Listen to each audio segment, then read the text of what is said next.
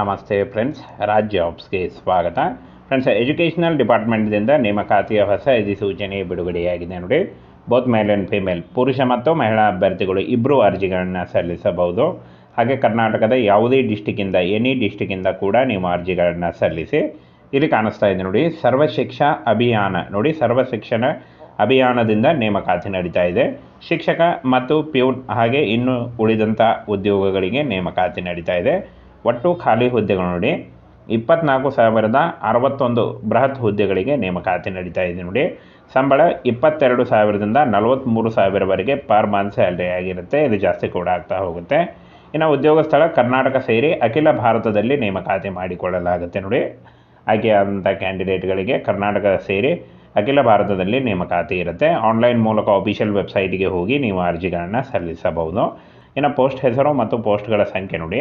ಪ್ರಾಥಮಿಕ ಶಿಕ್ಷಕ 98,305, ಪ್ರಯೋಗಾಲಯ ತಂತ್ರಜ್ಞ 18,650, ಚಪರಾಸಿ ನೋಡಿ ಪ್ಯೂನ್ 24,300 ಇದೆ.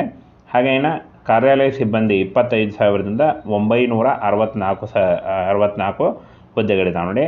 ಹಾಗೆ ಇನ್ನು ಕಂಪ್ಯೂಟರ್ ಟೀಚರ್ 72,000ದಿಂದ 842 ಹುದ್ದೆಗಳಿದ್ದಾವೆ ನೋಡಿ. ಇಷ್ಟೊಂದು ಹುದ್ದೆಗಳಿದ್ದಾವೆ. ಈ ಒಂದು ಹುದ್ದೆಗಳಿಗೆ ಆಯ್ಕೆ ಮಾಡಿಕೊಂಡು ನೀವು ಅರ್ಜಿಗಳನ್ನು ಸಲ್ಲಿಸಬಹುದು. ಇನ್ನು ಶೈಕ್ಷಣಿಕ ಅರ್ಹತೆಯನ್ನು ನೋಡೋದಾದರೆ 8ನೇ ತರಗತಿ SSLC ಮತ್ತು PUC ಹಾಗೂ ಡಿಪ್ಲೊಮಾ ಯಾವುದೇ ಡಿಗ್ರಿ, ಎನಿ ಡಿಗ್ರಿ ಪೂರ್ಣಗೊಳಿಸಿದಂಥ ಅಭ್ಯರ್ಥಿಗಳು ಅರ್ಜಿಗಳನ್ನು ಸಲ್ಲಿಸಬಹುದು. ಇನ್ನು ಪ್ರಾಥಮಿಕ ಶಿಕ್ಷಕ ನೋಡಿ, PUC ಮತ್ತು ಡಿಗ್ರಿ ಯಾವುದೇ ಒಂದು ನೀವು PUC ಅಥವಾ ಡಿಗ್ರಿ ಮಾಡಿದರೆ ನೀವು ಪ್ರಾಥಮಿಕ ಶಿಕ್ಷಕ ಹುದ್ದೆಗಳಿಗೆ ಅರ್ಜಿಗಳನ್ನು ಸಲ್ಲಿಸಬಹುದು. ಇನ್ನು ಪ್ರಯೋಗಾಲಯ ತಂತ್ರಜ್ಞ ಪದವಿ, ಚಪರಾಸಿ ಪ್ಯೂನ್ 8ನೇ ತರಗತಿ, ಹಾಗೆ ಕಾರ್ಯಾಲಯ ಸಿಬ್ಬಂದಿ SSLC ಮತ್ತು PUC, ಕಂಪ್ಯೂಟರ್ ಟೀಚರ್ PUC ಮತ್ತು ಡಿಪ್ಲೊಮಾ ನೋಡಿ. ಯಾವ ಒಂದು ಹುದ್ದೆಗಳಿಗೆ ಏನು ಅರ್ಹತೆ ಅಂತ ಕಂಪ್ಲೀಟಾಗಿ ತಿಳಿಸ್ಕೊಟ್ಟಿದ್ದೀನಿ. ಈ ಒಂದು ಅರ್ಹತೆ ಇದ್ದವರು ಈ ಒಂದು ಹುದ್ದೆಗಳಿಗೆ ಅರ್ಜಿಗಳನ್ನು ಸಲ್ಲಿಸಬಹುದು.